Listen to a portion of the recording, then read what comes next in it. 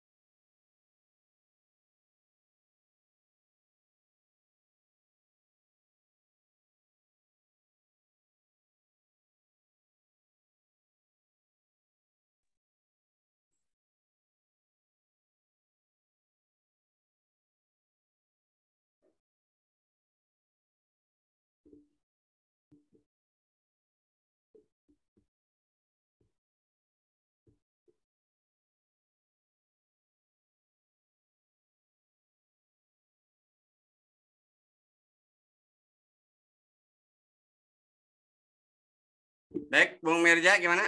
Mas kelihatan? Sorry. Dengar? Tad? Dengar, Ustaz.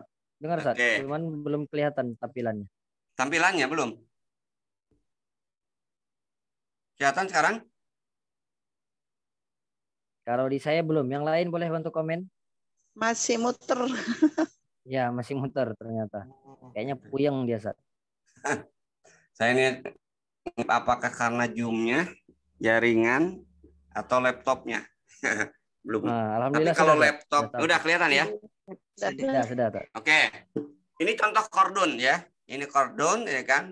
Nah, ini yang sering dijadikan dalil bahwa kalau ada kelebihan dalam kordon itu boleh selama tidak dijanjikan sebelumnya itu kan. Jadi dalam hadis ini disebutkan bahwa Rasulullah SAW ya memerintahkan ya kan. Jadi Rasul meminta dari seorang laki-laki ya, seseorang itu berupa bekar itu unta muda ya. Ini yang menarik gitu kan, kalau di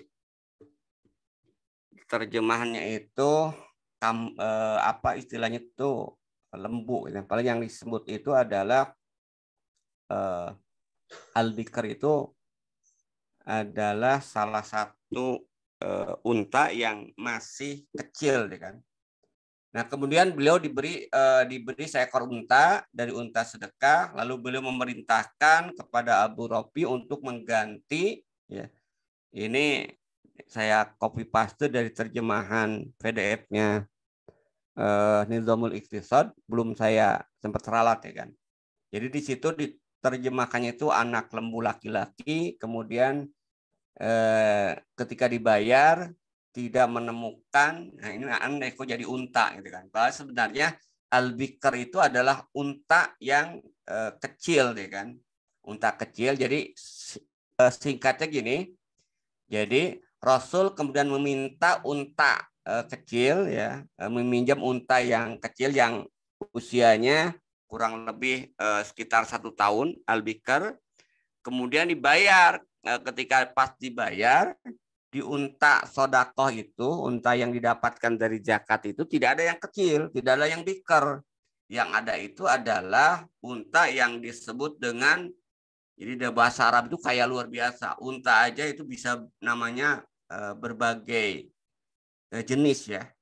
Ada rubaian. Rubaian itu unta yang kemudian lebih besar ya. Kalau ada yang lain yang menerjemahkan unta kurus ya dipinjam, yang minjamnya kemudian dibayar dengan unta gemuk ya. Ini adalah pembahasan terkait dengan kordun, terkait juga dengan salaf. Nah, ada orang yang kemudian mengatakan bahwa di situ ada kelebihan, ada nilai yang lebih tinggi. Tadinya unta kecil atau unta kurus kemudian dibayar dengan unta gemuk ya. Nah, pertama, ini nggak bisa dijadikan dalil untuk membolehkan adanya manfaat tambahan dari pinjaman. Kenapa? Pertama, ini sebenarnya kalau mau disebut pertama itu taksis. Ya. Khusus yang terkait ini berarti mengkhususkan dari yang umum. hadis yang umum kullu qardin jaru manfaatun fahuwa riba. Kemudian yang kedua, di sini tidak ada tambahan ya, kuantitas. Yang ada itu adalah hanya sekedar kualitas. Ya. Dan yang ketiga, unta itu bukan masuk dalam kategori misliat. Nanti dalam barang itu ada dua, ada barang misliat, ada barang kimia, gitu kan? Kimia. Gitu kan. Nah, sehingga kesimpulannya bahwa ini masuk kordun, ya. Di sini tidak ada hanya ada pembayaran dengan kualitas yang lebih baik, maka pembahasan itu masuk dalam kategori mengembalikan barang yang lebih baik, gitu kan.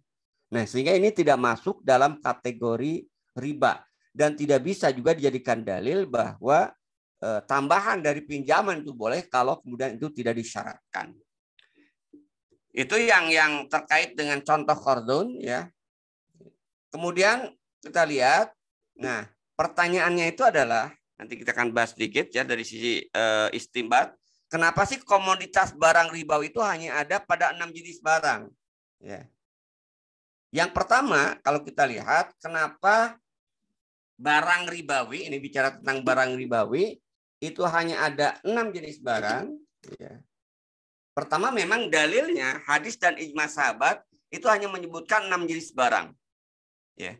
Tidak ada jenis barang lain yang disebutkan, dan yang ketiga itu tidak bisa dikiaskan. Jadi barang ribawi ini di sebelah kanannya, ya kita bisa lihat Rasulullah SAW bersabda, az-zahabu bi-zahabi, dan seterusnya, itu kan. Jadi emas dengan emas, perak dengan perak, al-bir dengan bir, itu kan. Yaitu gandum dengan gandum, syair bisyair, itu kan. Jawawut dengan jawawut, tamra bitamri, ya, kurma dengan kurma, milha bimilhi, nah, garam dengan garam.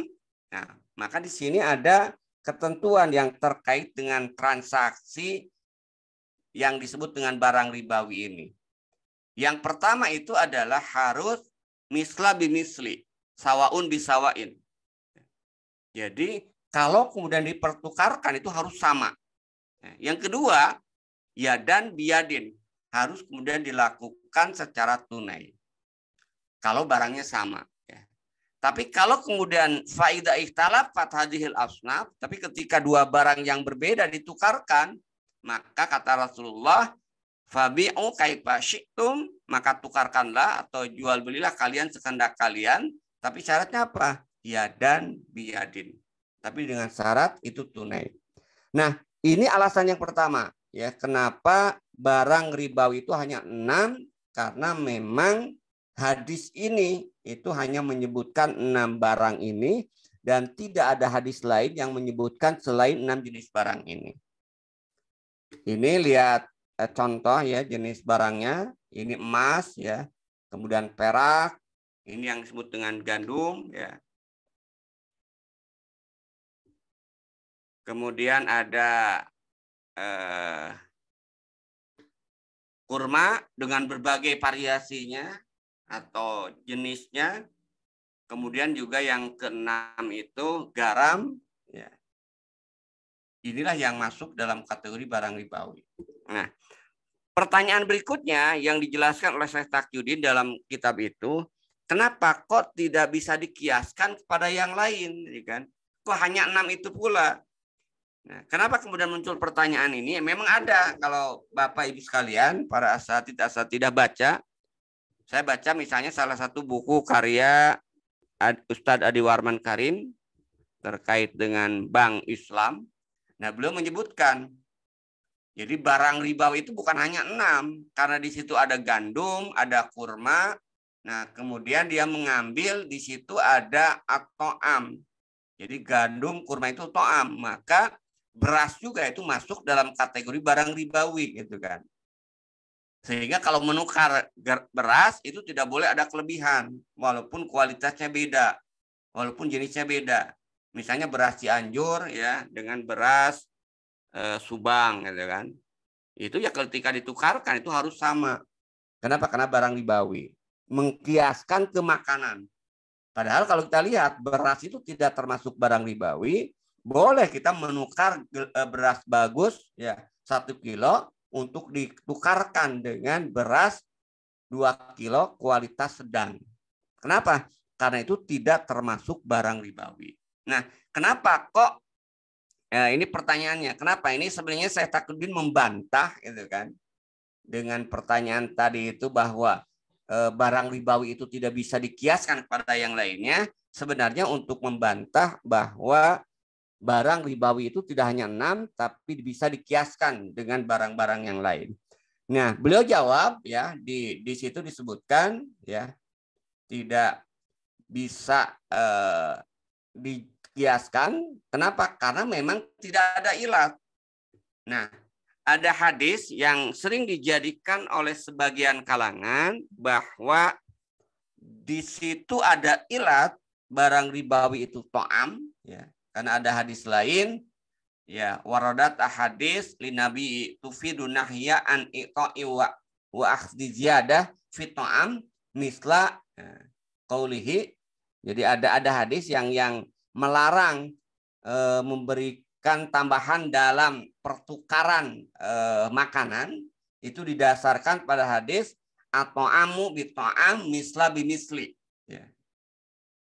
Nah, kemudian juga dari riwayat lain ya pamana'ana Rasulullah SAW an natabayahu illa kailan bikailin la ziyadah fihi.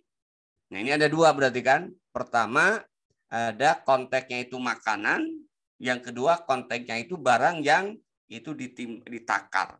Nah, jadi menurut Syekh Taqiyuddin, to'am itu laisa ilat tahrimi. Makanan itu bukan ilat pengharaman dari 6 barang yang 4 barang berarti kalau yang makanan itu, karena yang 2-nya emas dan perak itu bukan ilat ya kan.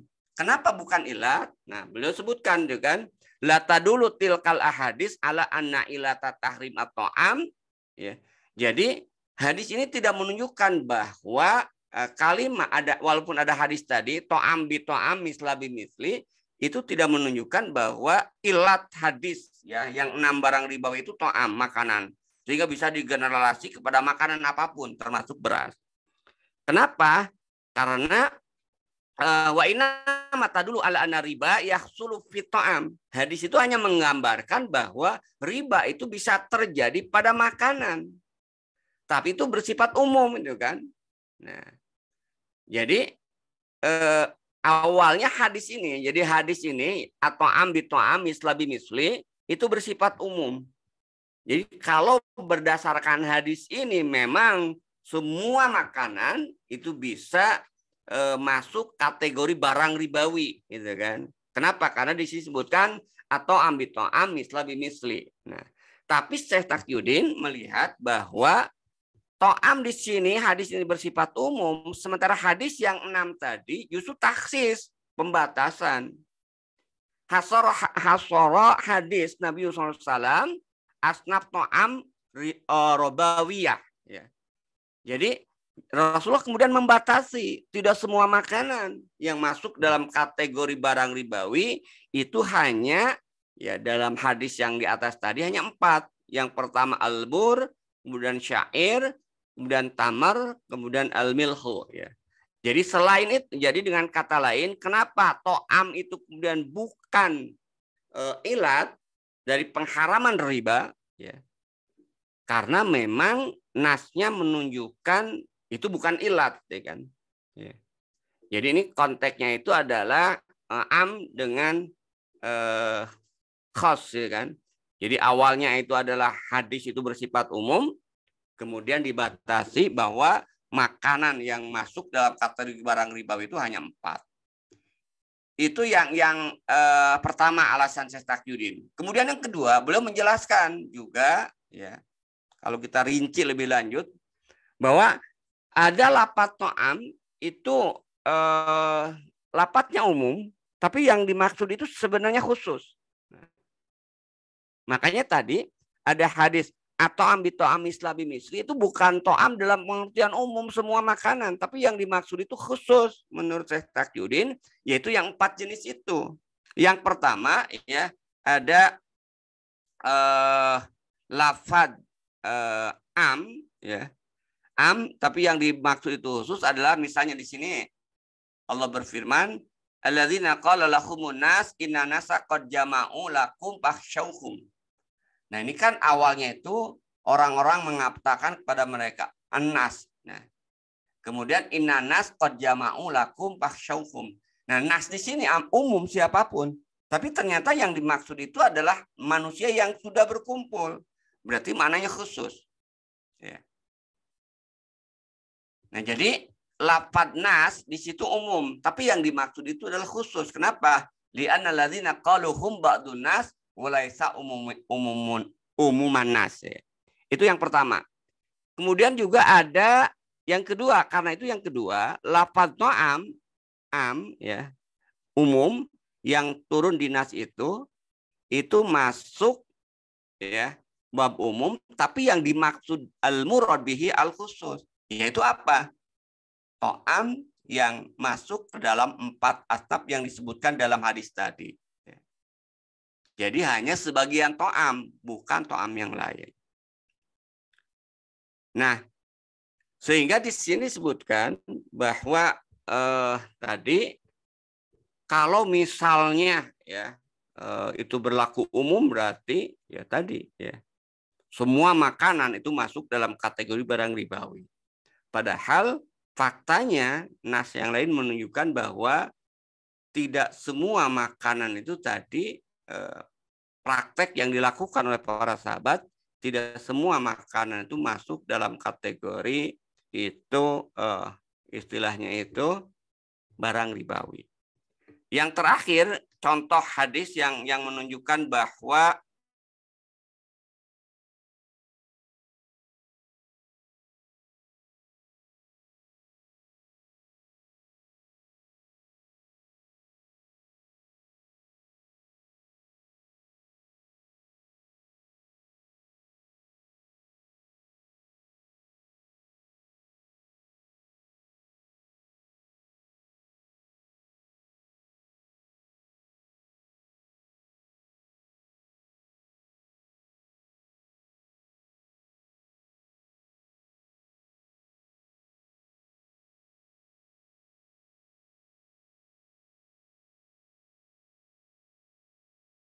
Ustadz,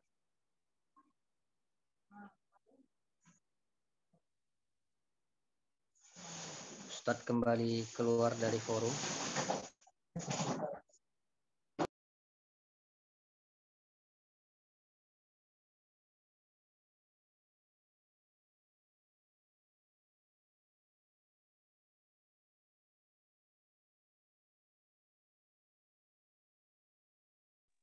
Mohon maaf Bapak Ibu jamaah, ada gangguan teknis kembali. Sepertinya beliau sedang mengalami gangguan sinyal di sana. Jadi dari tadi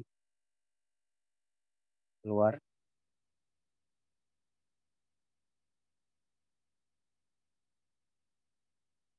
Mohon untuk ditunggu sebentar Bapak Ibu dan tidak keluar dari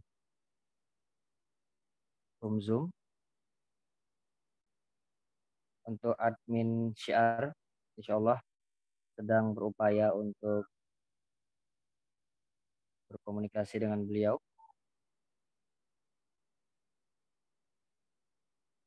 Mencari tahu apakah kajian dapat kita lanjutkan. Tapi kita berharap mudah-mudahan kendala teknis ini bisa segera teratasi.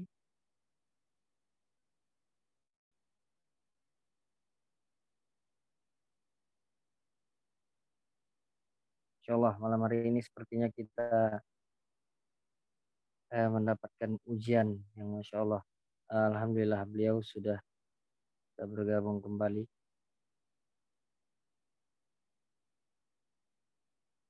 Ustadz sudah bergabung kembali.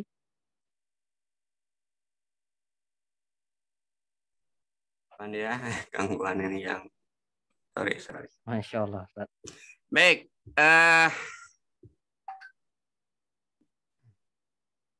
sudah terdengar, aduh. Sudah alhamdulillah Ustaz. Mungkin untuk nggak berat videonya Ustadz bisa di ini dulu Ditutup ya. ya di off cam gitu biar Nah, PPT-nya tetap nampil.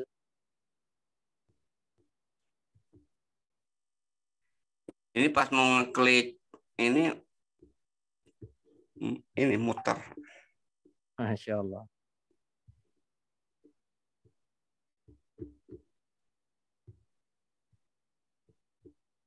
Tidak apa-apa Ustaz, kami siap menunggu.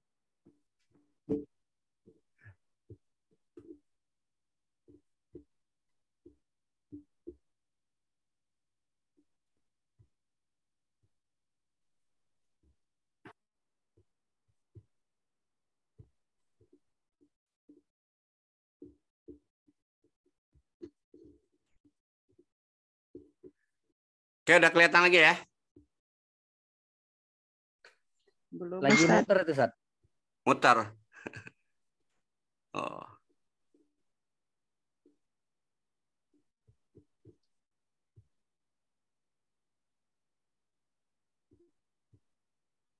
Alhamdulillah sudah Ustaz. Oke. Nah, yang terakhir ada makna umum ya. Sebenarnya yang dimaksud itu khusus.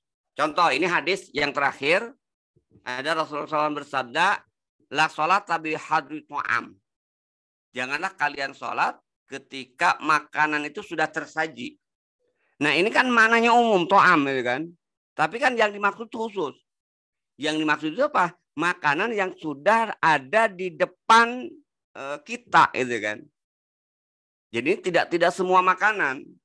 Nah, sehingga dari sinilah kemudian Syekh Taqiyuddin An-Nabhani mengatakan bahwa ya barang ribawi itu tidak bisa dianalogikan pada yang lain. Jadi to'am itu bukan merupakan ilat ya, tapi to'am itu hanya sifat yang terkandung dalam itu hanya salah satu jenis dari makanan. Jadi ada yang khususnya yaitu 4 jenis makanan tadi.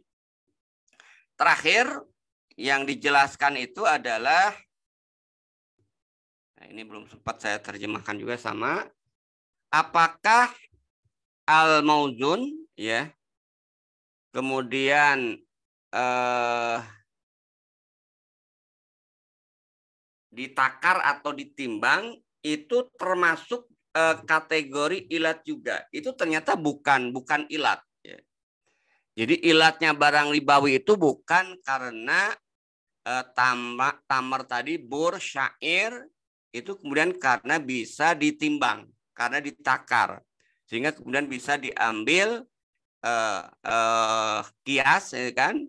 Itu masuk dalam kategori semua barang yang ditakar dan ditimbang, atau yang sering kita bahas dalam kategori barang salam, itu menjadi barang ribawi tidak, gitu kan. Jadi hadis itu hanya istilahnya itu menggambarkan hanya mausuf wasfun aja, sifat dari asyair, tamri, wamilhu itu menggunakan memiliki sifat itu biasanya itu ditakar dan ditimbang. Ya. Kemudian yang kedua, kalau kita lihat kenapa itu bukan juga ilat, karena kalau kita lihat kata yang ada dalam syair al-milhu at-tamri itu adalah isim jamid ya. Jadi bukan isim mausuf. Karena isim jamid ya, bukan isim mausuf, ya dia tidak bisa kemudian digeneralisasi ke yang lain gitu kan. Nah, itu saya kira ya terkait dengan riba ya. As-sorfunya kita bahas minggu depan. Yang terakhir di pembahasan terkait dengan riba sebelum nanti kita masuk ke sorfunya itu, bagaimana dengan 6 barang ribawi tersebut? Bolehkah kemudian dipinjamkan? Ya. Maka semua sepakat bahwa 6 barang ribawi itu boleh dipinjamkan. Itu barangkali ya sebagai pengantar diskusi pembahasan riba dan as-sorfu. Kita bahas nanti ribanya dulu, nanti mungkin minggu depan kita masuk ke pembahasan terkait dengan as-sorfunya. Terima kasih Ustaz Mirja. Saya kembalikan ke Ustaz Mirja. Terima kasih. Assalamualaikum warahmatullahi wabarakatuh. Waalaikumsalam warahmatullahi wabarakatuh. Masya Allah. Sudah kita lalui bersama, ya. Asam garam, hitam putih kehidupan sepertinya pada malam hari ini, Bapak Ibu sekalian. Ini belum lagi kita persilahkan untuk bertanya. Umum sudah mengangkat tangannya untuk bertanya. Silahkan, boleh di unmute, disampaikan langsung pertanyaannya. Tafadhol. Terima kasih Ustadz. Masya Allah. Yang mau saya tanyakan Ustadz terkait riba tadi yang dikatakan. Jadi saya pernah mendengar di YouTube yang ulama yang sepuh ya di kita ini di Indonesia yang mengatakan misalnya kalau yang tadi riba apa bunga bank apa itu kalau itu haram itu tidak bisa berhaji gitu. Jadi yang mau saya tanya Ustadz, faktanya yang beliau sampaikan itu bahwa ya harus ada riba maka bisa berangkat haji misalnya Ustadz. Jadi penjelasan di situ sama kemarin saya juga ada pernah dengar tapi saya nggak paham terkait debu-debu riba tadi itu misalnya terkaitan dengan pemakaian uang kertas Ustadz, mata uang kita yang kertas. Itu Ustadz, terima kasih. Assalamualaikum warahmatullahi wabarakatuh. Waalaikumsalam warahmatullahi wabarakatuh. Ya, jadi berkaitan dengan dana talangan haji nih sepertinya Ustaz. Kalau nggak pakai dana talangan haji nggak bisa haji gitu. Jadi pasti pakai dana talangan haji walaupun itu riba. Kemudian dana talangannya Ustaz, berangkat hajinya gitu. Maksudnya pokoknya pemberangkatan haji itu nggak terlepas dari aktivitas riba tadi gitu Ustaz. Maksudnya kayak karena ada 73 pintu riba begitu ya, ada 70 lebih pintu riba itu. Apa yang dilakukan BPIH bukan apa sih Ustaz? Yang ngurusin haji itulah gitu ya. Iya. Jadi dulu ini gini ya. Iya, baik. Dulu kan pernah pemerintah menjelaskan ini kan kaitannya dengan biaya haji ya. Biaya yang harus dibayar oleh jamaah dengan biaya yang sebenarnya gitu kan. Jadi dulu itu pernah ketika dibuka oleh pemerintah, dulu kan sebelum ada istilahnya itu bank syariah lah ya. Sebelum ada bank syariah, ya, maka uang yang disimpan, yang didapatkan dari jamaah, itu kan disimpan, ditabung di bank konvensional, ya kan. Uang setoran haji itu kan. Ketika kemudian uang setoran haji itu disimpan oleh pemerintah di bank konvensional, maka ya itu ada bunganya. Nah, dari bunga itulah sebagian digunakan untuk membiayai haji itu. Jadi misalnya kalau kita lihat sekarang lah ya, sekarang itu kan katanya ini saya sedang mengkaji itu kan biaya haji 2023 itu kan 98 juta. Ya. 80 juta itu apa saja gitu kan. Nah, pokoknya dirinci lah gitu kan. Tapi yang diberikan, yang dibayar oleh jamaah itu hanya 69 juta sekian. Kurang lebih dibulatkan 70 juta. Nah lalu dari mana 28 jutanya? Nah 28 jutanya itu dari mana? Hasil investasi dana haji yang terkumpul, ya kan? Salah satunya itu kan. Jadi hasil dari investasi dana haji yang diinvestkan di lembaga keuangan. Nah dulu ya sebelum ada skenario syariah itu kan diinvestasikannya ya di bank konvensional dapat bunga. Maka muncullah tadi itu kan. Ya kalau tidak ada bunga ya pasti semua mendapatkan itu. Jadi semua jamaah haji yaitu dapat bunga gitu kan.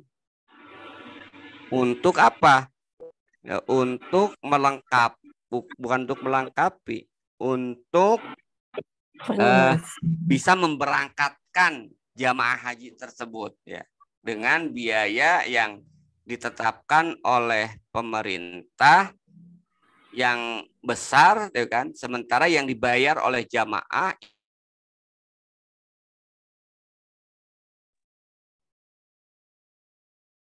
Jadi yang dibayarnya tadi biaya realnya besar, tapi yang dibayar oleh jamaah itu lebih kecil. Dan di situ di dalamnya ada unsur pendapatan bunga yang diinvestasikan dari dana tabungan haji. Nah, pertama kalau saya melihat, pertama awalnya memang kita tidak tahu, gitu kan. Jadi kan itu awalnya kalau tidak tahu ya itu kan tanggung jawab pemerintah, gitu kan. Jadi yang tahu jamaah haji ketika kita mau berangkat haji ya tadi bahwa ada tabungan 25 juta tinggal nambah sisanya aja ya. Jadi kita tidak menggunakan bunga itu. Yang menggunakan bunga itu adalah pemerintah. Itu yang pertama. Ya. Kemudian yang kedua, kalau kita lihat ini mungkin tadi kaitannya dengan apa istilahnya itu ya memang masuk dalam kategori kalaupun kita mau menghindar dari riba itu ya kata Rasulullah debu-debunya riba akan kita dapatkan. Ya mungkin ini salah satunya. Yang mudah-mudahan Allah mengampuni karena itu adalah di luar kemampuan kita itu kan. Jadi di luar kemampuan kita ya yang memang itu dipaksakan ya. Dikondisikan, dipaksakan dan kita tidak bisa kemudian keluar dari itu gitu kan. Jadi memang betul dulu ada bunga ya, salah satu bunga ya.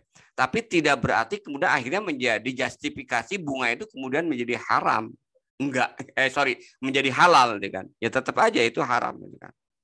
Nah, cuman kan kalau seseorang mendapatkan bunga itu, memanfaatkan bunga itu ya itu tergantung gitu kan. Kalau yang diharamkan terkait dengan riba itu kan hanya 4 kelompok gitu kan dalam hadis itu. Pertama pemberi pinjaman, yang kedua yang meminjam, yang ketiga yang menjadi saksi, yang keempat itu penulis. Jadi kalau di luar itu maka dia tidak terkena dosa riba. Seperti yang pernah saya jelaskan itu kan.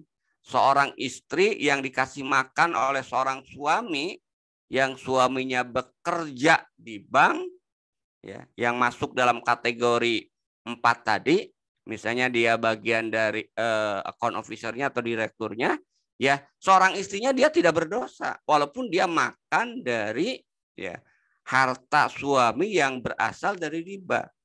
Nah, saya memahaminya itu. Jadi walaupun tadi ya pemerintah ya itu menggunakan dana bunga untuk memberikan layanan haji, yang berdosanya pemerintah. Sementara jamaahnya itu tidak terkena dosa. Itu barangkali ya Bu ya yang bisa saya jawab poin yang pertama. Kan faktanya itu tadi ya. Faktanya itu memang ada dari pembiayaan dana haji yang kemudian digunakan oleh pemerintah itu berasal dari bunga. Itu urusannya urusan pemerintah gitu. Bukan urusan kita sebagai jamaah. Sama itu kan. Kita kan ada yang PNS ya, ASN ya dibayar oleh pemerintah misalnya dari utang ribawi itu kan. Ya itu yang berdosa pemerintahnya. Kita sebagai ASN selama pekerjaan kita masuk dalam pekerjaan yang mubah walaupun dibayar dari hasil bunga oleh pemerintah, yaitu tidak masuk dalam kategori yang mendapatkan harta yang haram. Tetap upah gaji yang kita dapatkan itu adalah halal. Itu yang pertama. Kemudian yang kedua, kalau terkait dengan debu-debu riba itu kemudian dicontohkan uang, ya memang faktanya uang kita itu ya fiat money itu ya uangnya sendiri sebenarnya di situ ada unsur riba. Cuman lagi-lagi ini kan sesuatu yang tidak bisa kita hindari itu kan. Ya. Penggunaan uang fiat money ini. Kalau Bapak Ibu bisa menghindari uang ya silakan aja tidak menggunakan uang gitu kan. Cuman kan ini nggak bisa. Itulah mungkin dalam kondisi terpaksa. Walaupun kalau kita lihat kan, kalau kita lihat sejarah mata uang, fiat money itu kan awalnya itu representatif money itu kan. Jadi uang yang dijamin oleh emas dan perak. Nah kemudian lama-lama kemudian cadangan emasnya berkurang, sehingga akhirnya tidak sepenuhnya uang itu kemudian backup oleh emas dan perak. Nah, ketika uang ini tidak di backup dengan emas dan perak sepenuhnya, disitulah memang uang itu masuk dalam kategori di dalamnya itu ada potensi ribanya. Kenapa? Karena tadi nilai nominal tidak sama dengan nilai intrinsiknya. Itu ya barangkali Bu yang saya jawab. Terima kasih. Masya Allah, alhamdulillah. Bagaimana dengan Ummu Humam? Alhamdulillah, ada yang perlu dikonfirmasi lagi? Tidak ya? Baik, langsung kita ke Bu Nurlela. Boleh di unmute, Bu. Langsung saja. Syukran Ustaz. Assalamualaikum warahmatullahi wabarakatuh. Waalaikumsalam. Uang juga nih Ustaz. Misalnya ya, saya sebagai seorang pedagang gitu, seringkali mendapatkan beberapa uang rusak, koyak, separuh lah yang nggak layak lagi untuk dikembalikan lah misalnya kan, nggak bisa dipakai lagi. Kemudian ada pedagang, sales keliling yang jual beli uang rusak gitu kan Ustaz. Nah, misalnya saya tukarkan atau saya jualkan sama beliau tuh hukumnya gimana Ustaz? Itu aja sih pertanyaan saya Ustaz. Syukran jazakallahu khairan katsiran. Ya, itu masuk riba ya Bu. Kalau di situ ada perbedaan kan. Misalnya uang yang rusak tadi, misalnya uang 100.000 rusak gitu kan. Terpotong, gitu. Kemudian diganti dengan uang yang baru, gitu kan. Tapi nilainya kurang, tidak 100. Misalnya yang 100.000 kemudian jadi 95.000 atau 90.000. Yaitu riba, itu nggak boleh. Gitu kan. Jadi masuk dalam kategori riba. Ya. Nah, sebenarnya kan itu sederhana, nanti akadnya, kecuali kalau ini lain nanti akadnya itu kan. Kita nyuruhnya bukan ke dia. Ya. Jadi kita ngasih transport. Ya. Misalnya kita nyuruh aja uang yang rusak itu kita kumpulkan, nyuruh seseorang kemudian untuk menukarkan ke bank, kemudian kita kasih ongkos, nah itu tidak masuk dalam kategori riba. Tapi kalau dibeli oleh pedagang tadi, ya uang 100-an yang rusak itu, maka kalau itu tidak sesuai dengan nilai, ya maka itu masuk dalam kategori riba, gitu kan, yang tidak diperbolehkan. Itu ya barangkali. Ya syukran Ustaz. Ya Bu, Afwan. Ada lagi Bapak Ibu yang dimuliakan Allah? Silakan. Ya, Ustaz, ada pertanyaan di kolom komentar. Baik. Ustaz, terkait dengan 4 barang riba berupa makanan yaitu kurma, apakah itu semua jenis kurma Ustaz? Bagaimana jika kurma yang berada di dalam kue kering, termasukkah jika kita membeli tidak boleh dengan hutang? Padahal Ustaz. Ya, ini yang perlu saya belum sampaikan tadi ya, lupa. Jadi 6 barang ribawi hukum asalnya itu ketika ditransaksikan itu harus yadan biyadin. Harus tunai gitu kan. Tapi ternyata ada fakta, ada nas lain, ada hadis lain di mana Rasul itu membeli ya kurma, ya, makanan pada saat itu kurma itu kemudian secara kredit, tapi dengan jaminan bajunya, gitu kan, baju perangnya, gitu kan. Nah dari situlah kemudian muncul istimbat, ya. Jadi barang ribawi, ya, yang terkait dengan makanan, ya, itu boleh dijual belikan secara kredit asal ada jaminan, ya. Asal ada jaminan, ya. Nah, kemudian karena jaminan itu hukumnya tidak wajib, ya, asalkan kita sudah percaya, maka berarti tanpa jaminan pun barang ribawi yang makanan tadi itu termasuk yang dikecualikan dari hadis yang 6 barang ribawi tadi. Jadi dari 6 barang ribawi tadi, ya, makanan yang 4 itu dikecualikan, boleh ditransaksikan secara kredit asal ada jaminan. Tapi karena jaminan itu tidak wajib, maka berarti boleh itu kan, akhirnya tanpa jaminan pun. Nah, cuman untuk emas dan perak tetap itu kan.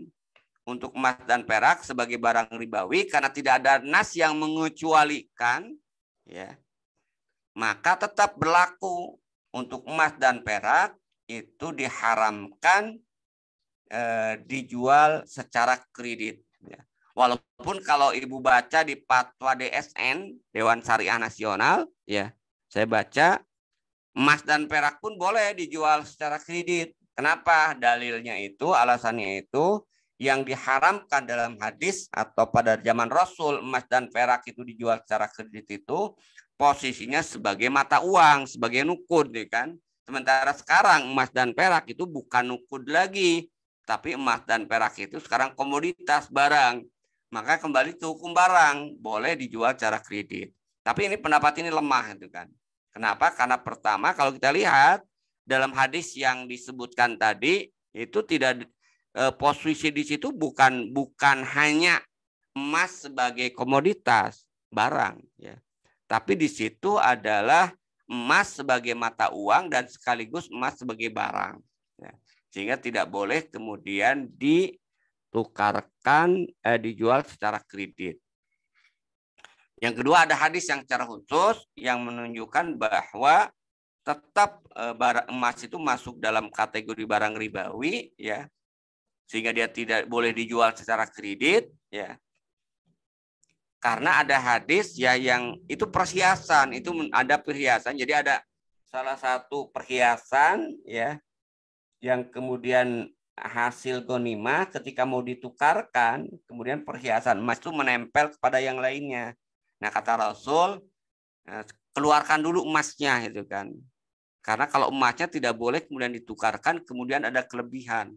Nah, itu menunjukkan hadis itu menguatkan bahwa emas itu yang masuk dalam kategori barang ribawi itu bukan hanya uang, tapi termasuk barang, ya.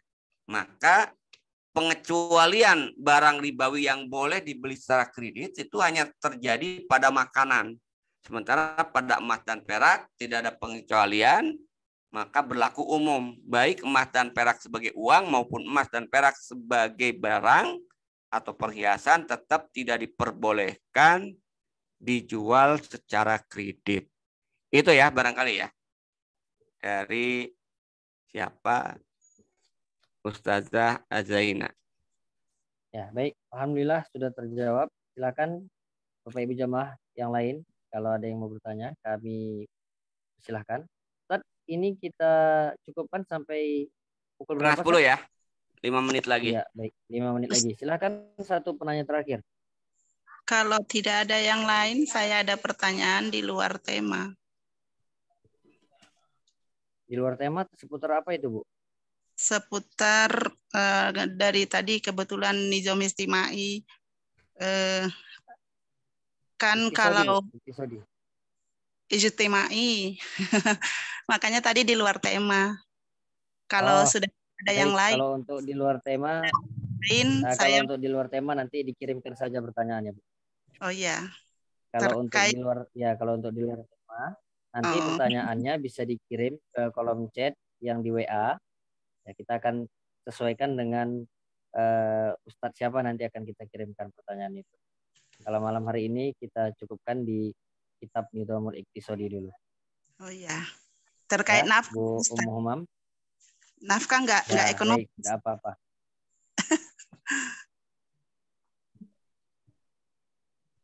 Baik, ini Bu Nur Laila mau bertanya lagi? Ya Ustadz, izin satu lagi boleh?